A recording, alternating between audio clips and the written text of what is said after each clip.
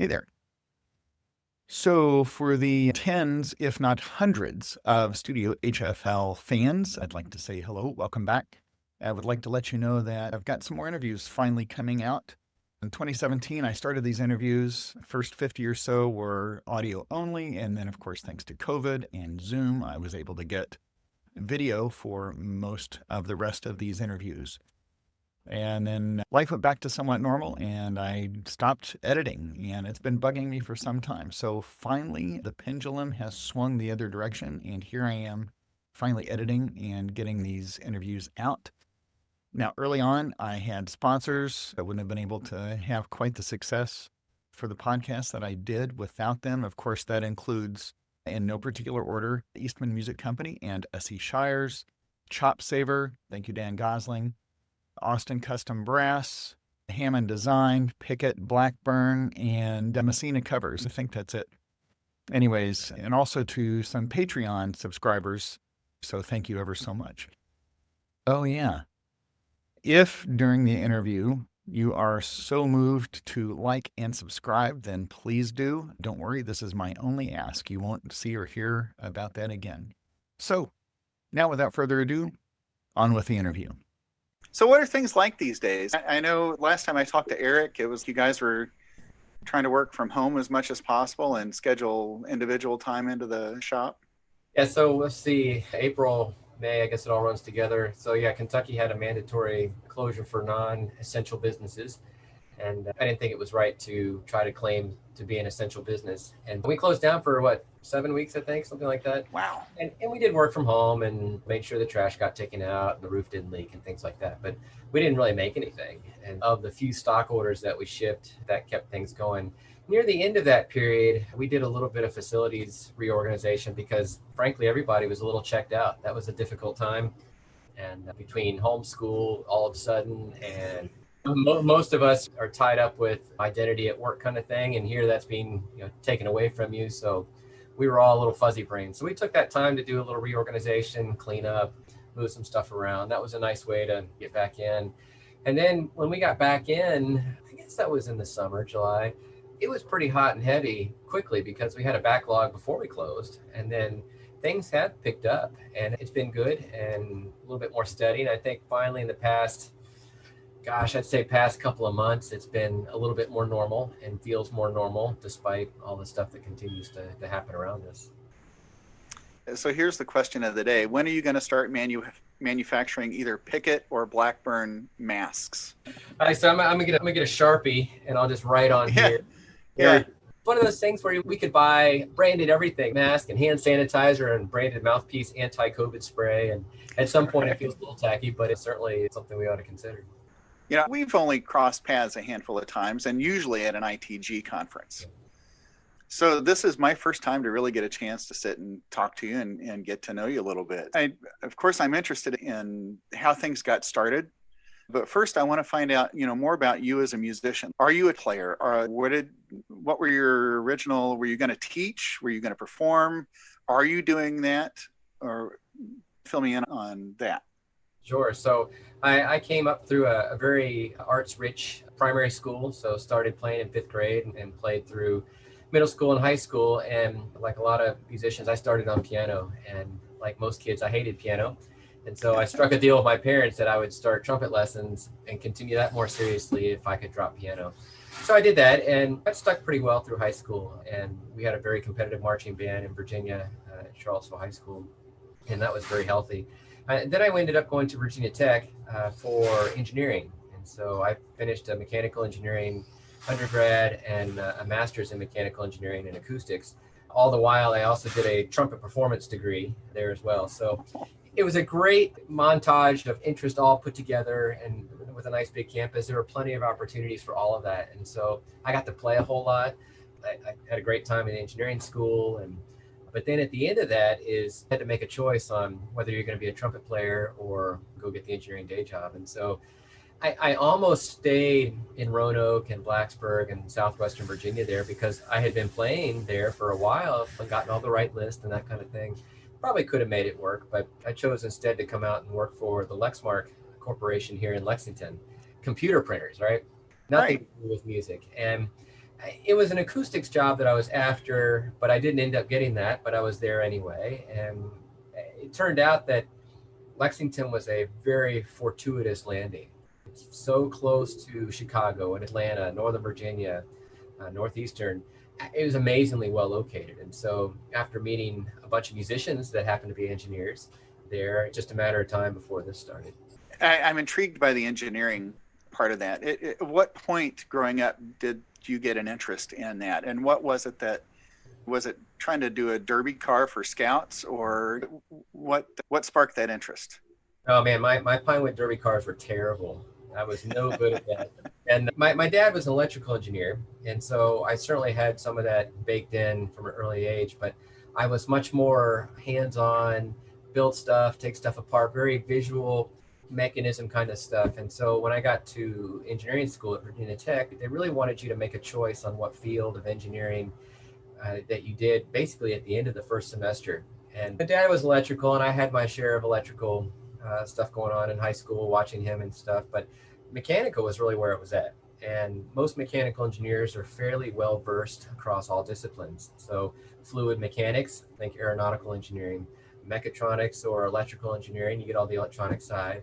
And for those of us that did a lot of programming, you get the computer science aspect in there too, and computer engineering. And so it was a much wider field of study for me. It was much more interesting, and it did stick. And of course, all of that is applicable now with the shop, right? Yes, it is. And that's where it's one of these things where if you look back on my biography one day when we sell millions of those, look very well planned and rather convenient, but a lot of it is just luck, and it's being at the right place at the right time. I ended up at Lexmark designing computer printers. That doesn't seem very logical, but part of my training there and my work was writing software tools to support our work. And part of the thing that makes this place work is the writing of software tools to make things more efficient, make them more accurate, make them easier. And a lot of that simply would not have happened if I hadn't gone through a lot of that software training. And that's just one little thing that happened to be at the right time, at the right place, which you see the relationship between tools like that and what you're trying to get done. It's, oh, that would make that easier, wouldn't it? And so, again, a lot of it is just very fortuitous and in timing and such, but a lot of the skills have come together to create a little bit better system overall. I've talked to Fred Powell, I've talked to Carl Hammond and Terry Warburton, all you guys who are terrific musicians to begin with, but all of a sudden, not all of a sudden, you transition and you end up in this where I think, of course, being a musician has certainly benefited what you're doing now. Yes. Because you understand the other side of it. If you were trying to design this stuff and you had no idea how to actually make it function as the operator, how would you either know how to design it, but also how would you know how to interact with the players on the other side? That's an incredibly important point. And so when we started, the people that I hire, and it's really true even today, they're all musicians, because out of the gate, everybody had to go to a trade show. And you can't take an engineer, you can't take a corporate business suit guy to ITG and have him sell a mouthpiece, or even just Right. hang out and talk with you about what it's like to play trumpet. You have to experience that. And that street credibility is instantaneous to get your foot in the door, if nothing else. Of course, then you have to have a good product, like all the folks that you named do. But a lot of those guys would have never seen the light of day if they hadn't been some kind of brass player and able to speak the terminology and to say, oh man, I know exactly what you mean by that. And we continue to learn new words and new vocabulary, talking to different musicians. But the fact is, we're all coming from some kind of a common place, which is huge. And a common place too, and I don't know if this applies to you, is if you go back, I think maybe to Schilke, right? There's this lineage of now instrument and mouthpiece makers that have come through, or Getzen, right, that have Yes. branched off on their own and now started. Were you ever part of a different company and apprenticed or something along that line there? That's where I really worried about at the beginning, because I did not come up through that. So again, I was working corporate for a bunch of years and started out behind my garage just making trumpet buttons because I like to make stuff. It was mechanical, and it was a love of making that got me into it. And oh, by the way, there's this field that you enjoy being part of, the music business. So I feel like I got started relatively late, And I did not have the connections out of the gate that a lot of these guys had from being in major symphonies or working for major companies. And I think that's probably held me back a little bit. And so we've worked really hard just to be more places to catch up. That's what it means to go to ITG. It's not so much to sell things, but you need to be seen, you need to be included in, you need to feel like you're included in the industry as a whole. And you'd mentioned the people that you hire. Eric Murine seems to be one of the most savvy people there is. And I've not talked to him about trumpets. I've talked to him about mouthpieces. When you hire people like that, then that helps accommodate for what you're saying that you had missed or what you felt like you had lacked. That's right. And you need people like that. You need trumpet players to talk to trumpet players, or at the worst case, a brass player to talk to a brass player. There's just a camaraderie. There's a language. There's just a fundamental understanding that you get instantly, and you feel a connection instantly versus talking to a generic salesperson. Anybody can sell a 3C, but you'll probably buy a 3C from somebody that you end up having something in common with. Yeah. I want to back up for a second. You said you were making trumpet buttons. Mm-hmm. Can you clarify that? Are you talking a valve cap or like? Yeah, just heavy bottom caps and your finger buttons. It was something that I was playing on Yamaha equipment, and you're sitting in your local community band counting rest, and you're thinking, man, I could do this.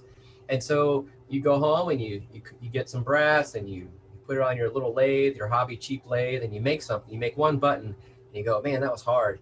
You're like, I guess I got to make two more. They make two more and you figure it out. And it's not rocket science, but it was something that you feel ownership of. You made this. And again, it's not a part that's going to go to the moon or anything like that, but it was something that I made and very decorative. So out of the gate, it was truly just an aesthetic passion kind of thing. And you say, hey man, that looks great. Can you make me a set of those? Okay. So 2 hours later, after you make another set of buttons, you're like, man, that was hard. And that worked for several years, except trumpet buttons were like, we're buying 22-inch rims for your Honda Civic. Damn, you look cool, but you're only going to buy one set and then you're done. You're never going to buy another set. So as a business, it was interesting, but it probably wasn't sustainable. Whereas the design space, the product space for mouthpieces and ultimately horns is enormous, right? That's why everybody is in business and everybody does fine. Everybody has a little unique space, philosophy, all valid, and there's room for everybody. It's a very collegial industry, and that was also nice. I'll echo that. Every time I go to a conference, I especially the last 4 or 5 years, it has just been, and trumpet players get such a bad rap for being, the egotistical, and some of us are, but a lot of us in a good way. But the collegiality is great. Shoot, something you just had said, I was going to go back to. That was brilliant. Philosophy. Where did you come up with a philosophy for Pickett Blackburn? What is the current mission statement, I guess? Sure. I really hate that word. Mission statement. Yeah. From the very beginning, certainly as a trumpet player and one who has gone through zillions of mouthpieces and tried everything under the sun, just like every other hardware junkie, you have your personal preference. And so to Terry's credit, I was playing Warburton mouthpieces. It was a 5M, I believe, or a 4MC, I don't remember. But it felt good and it was fine. It was great. And so when we had some machinery to make the trim kits, the buttons and the bottom caps, like I said, the business was not sustainable. So I had machine time. And so I said, I'm going to make a mouthpiece. So I took Terry's mouthpiece and I did my very best to copy that mouthpiece to prove to myself that I could make something as good as Terry. And it was fine. Great. I copied his 5MD, whatever. That's not how to run a mouthpiece company. Terry already does that. It does fine. But Vince DiMartino and Mark Clodfelter, who were nearby at University of Kentucky and Center University, as soon as Vince finds out that you're making stuff, he is in your face. And he's like, hey, we got to try this, and I want to do this, and let's try this. I've always wanted to do this. And that's where some of the first mouthpieces really came from. And so he had 85,000 mouthpieces and all sorts of ideas. And all I had to do was listen. And Vince is going a mile a minute. You pick up the bits and pieces that you think are important and you put those together. And after, it probably took a couple years that we finally made something that he thought, that's good. That's right down the middle. That's going to work for me. And that's really where a lot of the first designs came from. It was a unique combination of dozens of different things. And listening, which is what musicians should be doing, that's how we have adapted and, in my opinion, maintained relevance, because we're not stuck in, this is the solution. We make, this is what you need to play. I don't know what you need to play. I've never heard you play. I've never seen your teeth. I don't know how the horn sits on your face. I don't know what this is doing to you or what it's not doing to you. That's why you go to ITG. I need to see it on your face. I need to hear you play. I need to hear what you're thinking. And that's what it's about. And that's how we've adapted through the years. Because frankly, any mouthpiece might be good for you and it's not good for me. Neither one of us is wrong.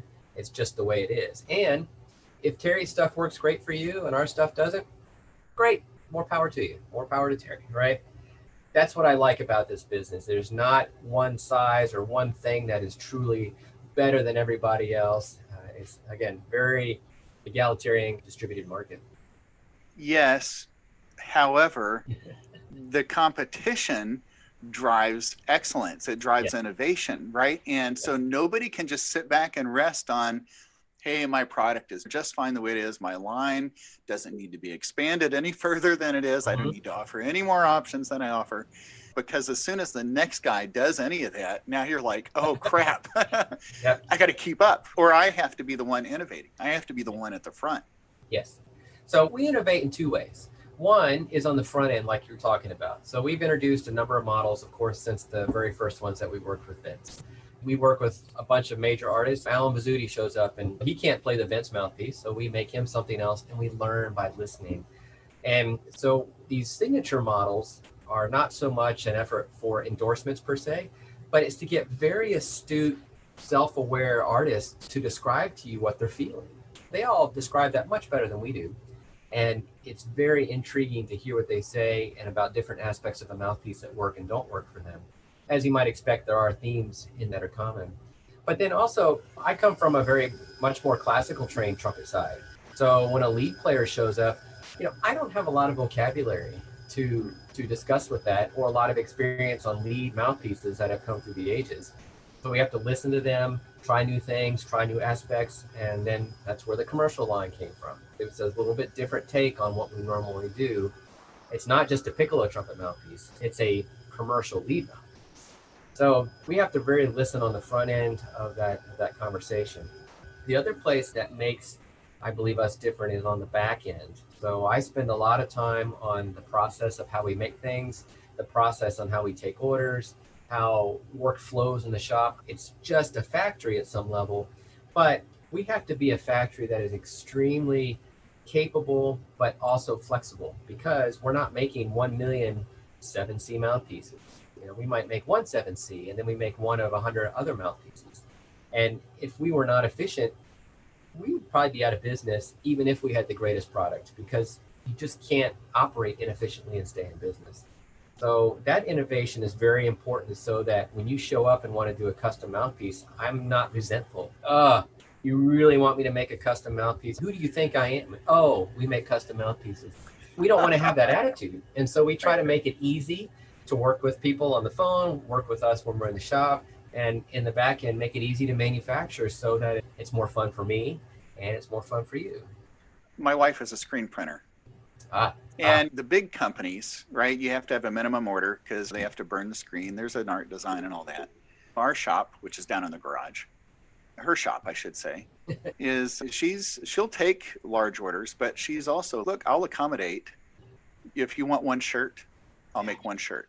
Who's going to do that? And so nobody wants to do that. Now, she doesn't want to do that all the time because there's a lot of work that goes into that. But doing that sort of thing, I'm trying to relate this to what you're talking about. It's like that brings awareness, because then that one person who got that great piece of equipment from you, or that really nice shirt from her, is going to talk about it and spread the word. And right. So that all of that's important, of course, with PR, right? Yes. And in fact, some of our biggest customers that we manufacture mouthpieces for their own company, OEM Manufacturing, are people that we made a single mouthpiece for, and we didn't know who they were. But like you say, we were easy to work with, we were pleasant to work with, we were fun to work with. And that word of mouth is the slowest marketing there is, but it's the highest quality that you can get. And that is what foundations are built on. And that's true probably across the entire music industry. You're a great trumpet player and you show up in Chicago. I don't really care who you are. Just show up for the damn gig and play. And you do that, and you establish a reputation for yourself after a period of time. So you've got the musical background, right? You've got the trumpet degree and performing experience. You've got an engineering background. But where'd the business sense come from? Business sense, man. I love to spend money. Just ask my wife. Now, part of the business side is just process. I mentioned the manufacturing process. The business process is really the same kind of beast. Think about what any business does. We buy stuff, we buy raw materials, we convert them into a finished product, and we sell them to you. And so we have to spend money on businessy things. We have to collect money from customer things, and we have to make all that work. I'd like to say it's not rocket science, but it is so messy. It is unbelievably messy, ridiculously. And so I just want to wage war on the whole financial process and how business is run because it's too complicated. And part of our efficiency in the background is wrapped around some of that effort so that it's not so damn hard just to exist. You want to reduce that overhead, that time burden. It's not even money, it's just time. It just sinks your time, balancing books and writing checks and all those things that you have to do to be in business, but that are not a good, valuable use of your time. So I enjoy that aspect, even though it's frustrating at times, because when it works, oh man, you walk in, you get your coffee, and you just get to make stuff. That's where it pays off. And that's still really where you are, right? You want to be hands-on still with making the mouthpieces and trumpets, right? And you're not delegating necessarily the entire thing to other people. Help. I do have, so I would like to delegate more. And the reason is there are lots of things that I can work on that I probably bring more value to than just sweeping the floor per se. Now, there's nothing here that I haven't done. And I tell all my employees that I will never ask you to do something that I'm not willing to do or have done or haven't done before. And part of the business aspect, it takes time to refine financial processes. And it's just a time sink. Setting up a new bank or setting up a new ACH kind of payment system, it's a pain in the butt. But after that gets done, things are going to be so much easier. What used to take 10 clicks and 4 phone calls now takes 1 click. Man, it's just heaven. And suddenly the capacity of your organization scales. And that's what really resonates with me, because then the place becomes much more self-sustaining, as opposed to if we stop paddling, we sink. No, I want to stop paddling and float and be fine.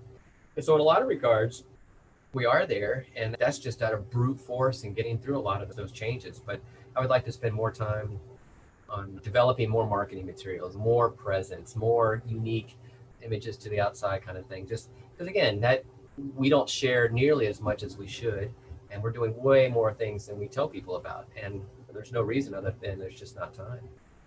So you've got the mouthpiece line, Picket Mouthpieces. I wonder where that name came from. And of course, I know that even expanding the existing line, like you're making, are they called replicas of the Baroque mouthpieces, but with a modern shank? Mm-hmm. You're expanding in that direction, but you're also, and you can ask me to edit this out if you want to, but I know now that you're providing mouthpieces to Shires to put into their, is that a secret or is that out?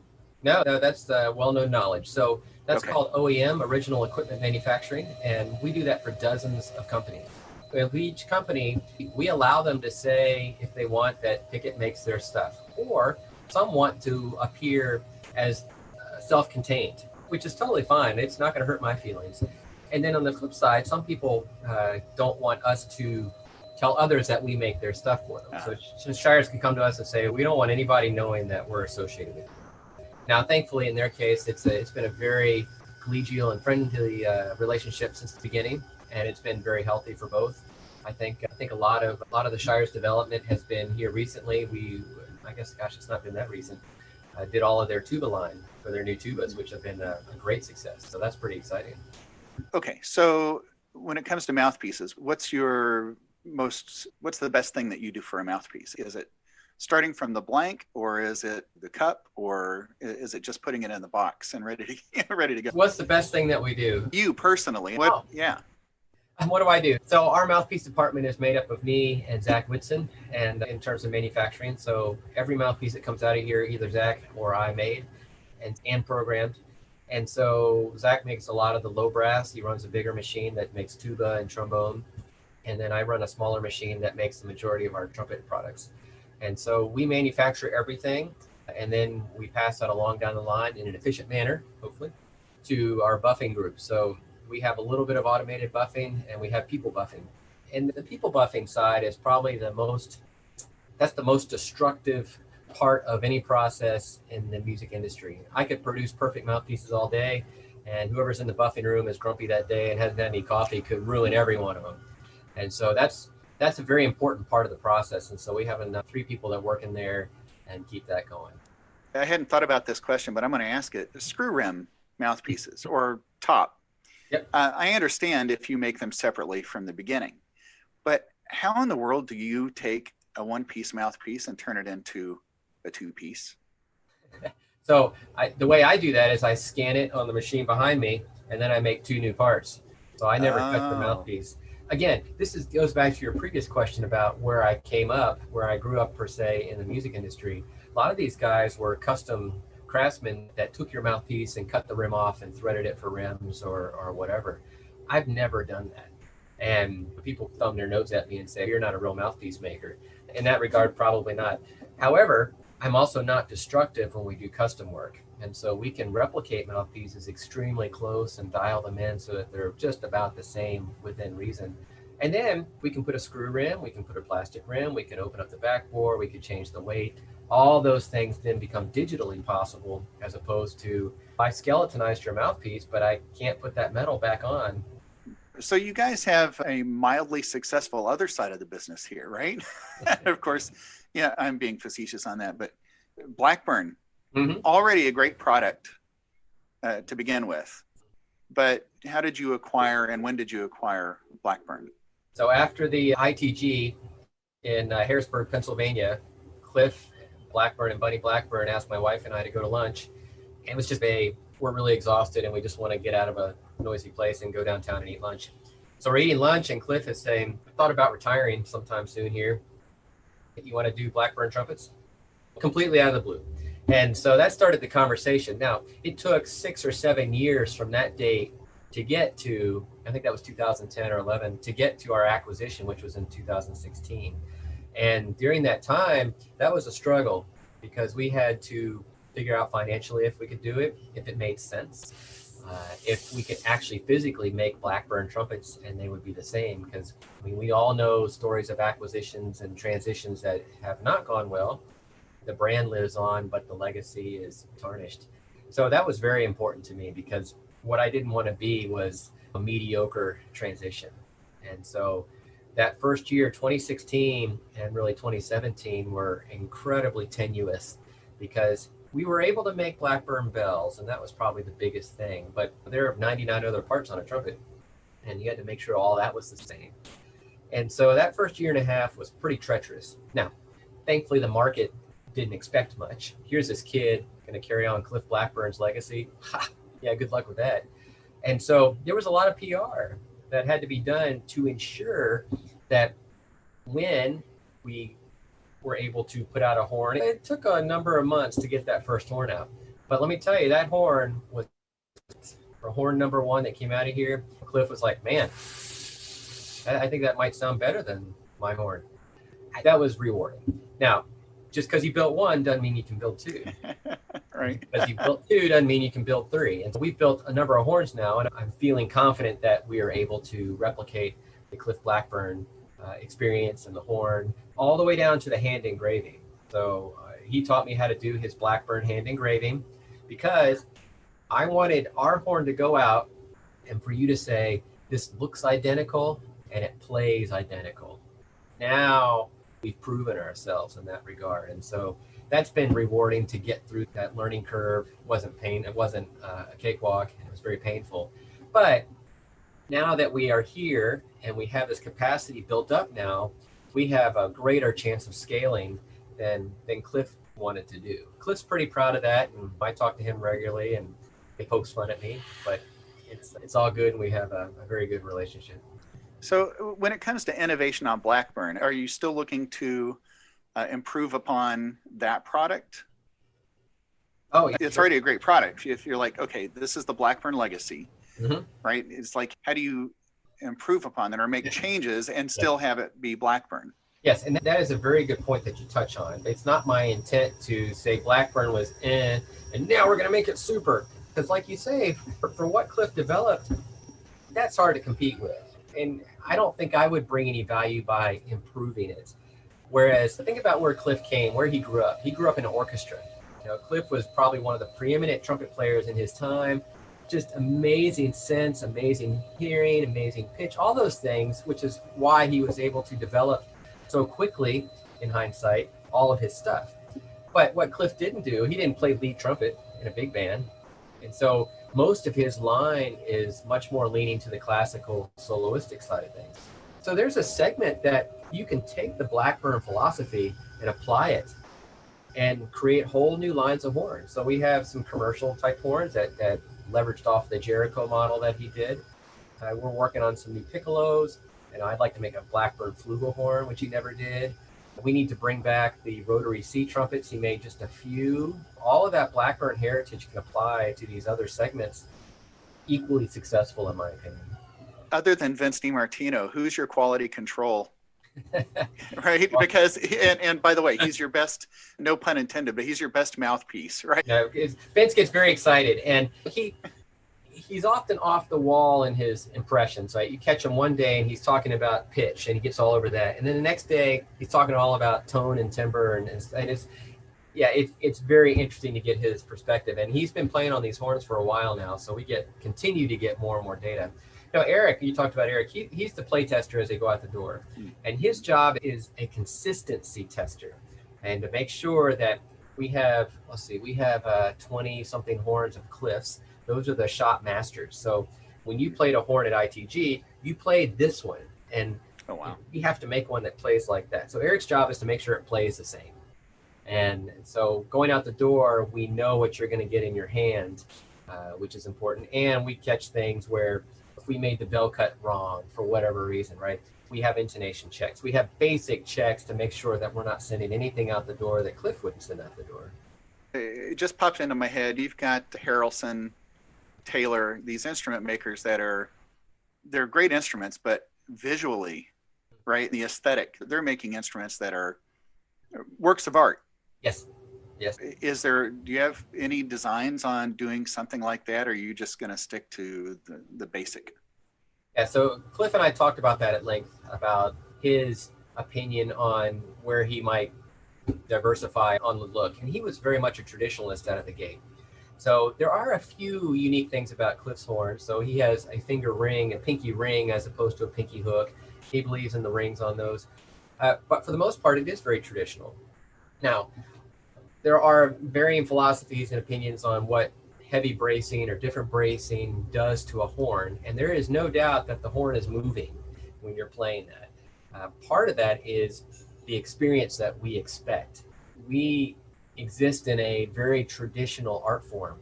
As a whiz-bang trumpet comes out, why doesn't everybody go out and buy that trumpet now? Because it's the latest thing and it's different. We just don't do that. And there are great examples of people working with the Chicago Symphony. They're playing some super old Bach trumpets that leak, that have loose pistons, that are deaded. They've been worked on 100 times. They are not the most efficient instrument out there. And yet they continue to play on them. And why is that? There's a tradition of sound. There's an expectation of feeling that we resonate with. We don't mind inefficiency. It makes me feel more comfortable. So on. So why do we live in old houses? I like the story. I just like how it feels to me. There are more efficient houses to live in, but we don't move. Right? It's complicated. But Cliff believes in that traditional look and that traditional weight. And his Ambrons, the A24 bell, heavier Ambrons bell, it is heavier than tradition, but it comes at a very key purpose. It's a projection, and it's not overly heavy.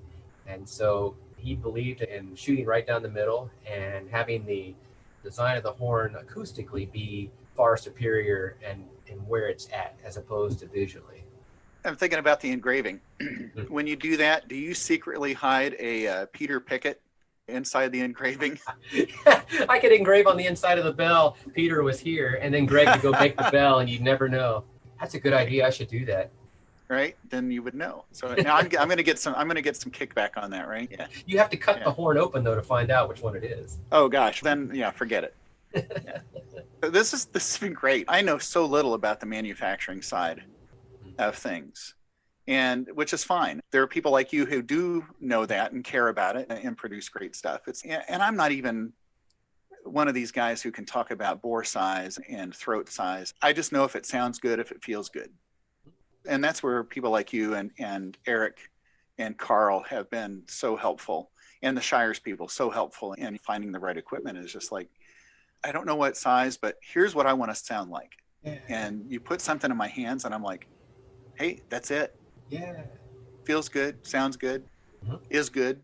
Yeah. Yeah. I'm thankful for people like you that have the mind to operate and not just operate this way, but actually on a machine, actually create this stuff. You mentioned that you acquired Blackburn in 2016. You met with him in 2010.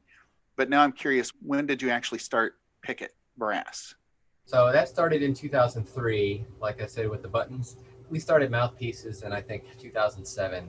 So again, the trim side was interesting, and there was a business there. But our first ITG at Amherst, Massachusetts, there were some cute colored buttons, but that was it. And yeah, the trumpet thing really took me by surprise. Mouthpieces are one thing, but to go through all the processes it takes to make a horn, oh man, I mean, that if we had tried to do that out of the gate, we wouldn't be here because it was too much. Yeah. So for instance, when we purchased Blackburn in 2016, he was still using pistons from Canstell, the pistons themselves. He acquired those. There was no reason for him to make them with what he had in his shop. And so we said, we'll continue that. And of course, Canstell folded. And so that was a little bit scary. We had a little bit of stock, but we didn't have a lifetime supply. And Canstell wasn't going to make us a lifetime supply. And so that was a wonderful incremental, again, it looks nice in hindsight, an incremental opportunity to now make our own pistons. So that's what we did last year. So we learned how to make pistons, and now we make our own pistons. And, that's not an insignificant exercise. And thankfully, we didn't have to do that at the same time as making bells, brazing valve clusters, making slides. All that together would have killed us. And so some of these opportunities and situations are very timely and have worked out very well for us. You mentioned Canstell. I have a Canstell B-flat AG piccolo, different slides, different bells for each key, and different lead pipes. And my B-flat lead pipe got stuck in there. And like an idiot, I used a pair of pliers, but not on the receiver part. It was on, and I just crushed the brass. It was so soft anyways. And I'm just like, I'm embarrassed to say that, but I called Fred and told him, because I think he had been part of the design team for that horn. And so I'm thinking, so now I don't have a B-flat lead pipe. So I may actually send what's left of that to you and see if you can build me a new one on that. But I promise, if that happens, I promise to never use pliers on my trumpet ever again. But this has been great. There's a lot more we could talk about. Maybe we'll come back in a year or so and talk about where things are with the company and where we are as musicians, if we still have a livelihood. Future. Hell, we can't predict next week or the week after. This is a nutty time, and I am thankful that we have these walls to come into and to pretend like everything's normal for a few hours a day. I think that's super important, to find a little safe place like that so that we do live to see another day and then go to another Midwest and a TMEA and ITG for that matter. Yes. Yeah, thank you for being here today. This has been great. Next time we'll get together and we'll talk about what Vince really likes to do when he comes to the shop there. All right. Hopefully we'll see each other in person at some point. But in the meantime, please stay healthy. You do the same. Thank you for having me. You bet. Take care. Thanks. See you. Bye-bye.